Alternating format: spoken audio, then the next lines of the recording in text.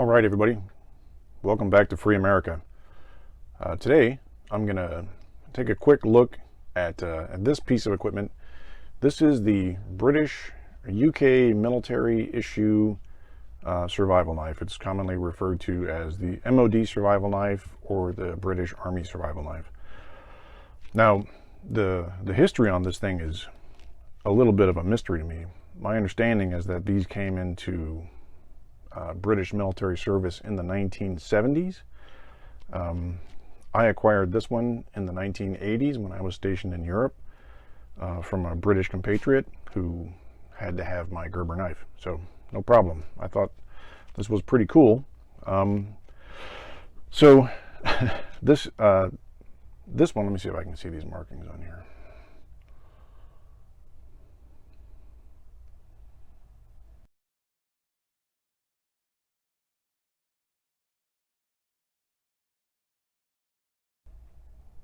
So you can see it's got the broad arrow mark, right? It's dated 1987. These are made by a couple of different companies. One of them is Adams. I'm not sure who makes this one or who made this one. It's been quite a while.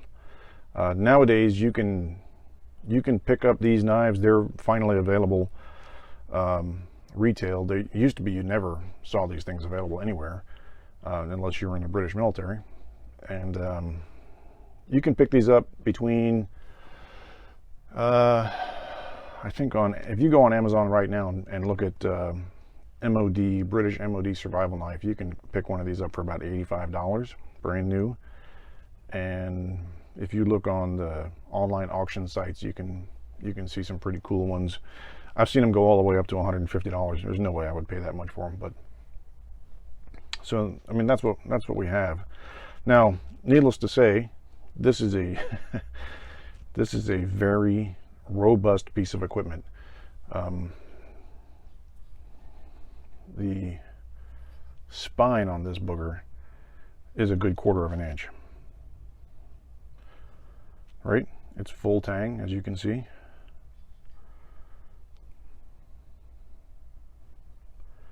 Now, these wood grips that are on here are made of Bubinga wood, right? So everybody gets a new word today, Bubinga. Bubinga wood is also known as African rosewood. So it's extremely dense and water resistant, and that's why they chose Bubinga wood. So, and I guess because the British like to say funny things. So the rivets on this, although these are coated like the handles, are bronze, which is a mixture of brass and copper. You'll see more of a copper color on them when you see them cleaned up. And it has a lanyard hole, right? Very typical, almost Australian commando style handle. Nice thick guard, and look at that, guy. That's cat hair. Look at this. That's a pretty serious piece of equipment, right? Now, I've used it a little bit. I've carried it a little bit, and I say a little bit because I got to tell you, this freaking thing is heavy, and if you have to move around a lot, you probably don't want to carry this because it's as heavy as a small machete and half as worthwhile. So it is good for chopping. And then this is a very high carbon steel blade. It will take an excellent edge. I have not sharpened this one from the factory edge, and frankly at the moment it's pretty dull, but I intended to keep it as pristine, factory-ish as possible, mainly because I'm not going to carry it around. Now, there's a couple of videos on YouTube where you can see guys that have purchased these knives. Modern ones come with a black phosphate, not a gray phosphate, and sharpen them and do some other modifications to them. You can sand these Bubinga wood handles to fit better. As you can see, fit and finish on this is just rough as a corn cob.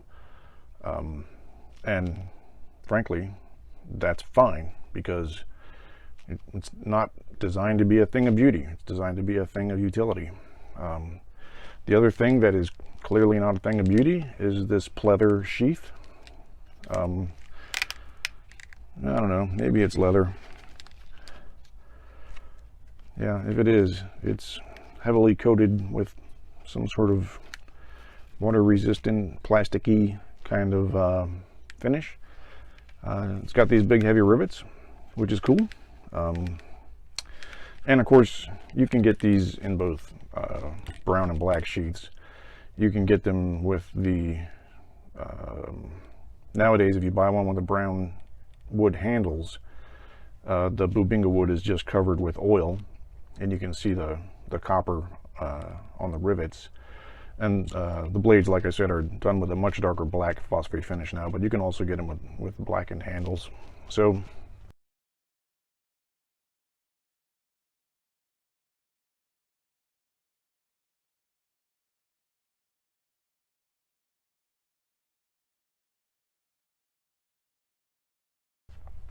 it's a neat piece of gear. I wanted to share it with you. Now the guy that I got this from called it a smatchet. Okay, it's not a smatchet, right? I didn't know that when I got it, when I was a young soldier in the 80s. But he was a British paratrooper. He referred to it as a smatchet. So I've always called it that until I was corrected by doing a little research. Now, research is an interesting thing on this knife. You're not going to find a lot of information on this knife, or at least I haven't. And if somebody out there has a great source of information on these knives, I would love to hear it. I'd love to see it. So that's it. All of this, of course, laying on my 1980s era British disruptive pattern material jump smock, which is a great piece of equipment that I still wear to this day. So I've rambled on quite enough. Thanks for spending a few minutes with me looking at an interesting knife. If anybody out there has more information about this knife, please share it with me, because I would love to know more about it.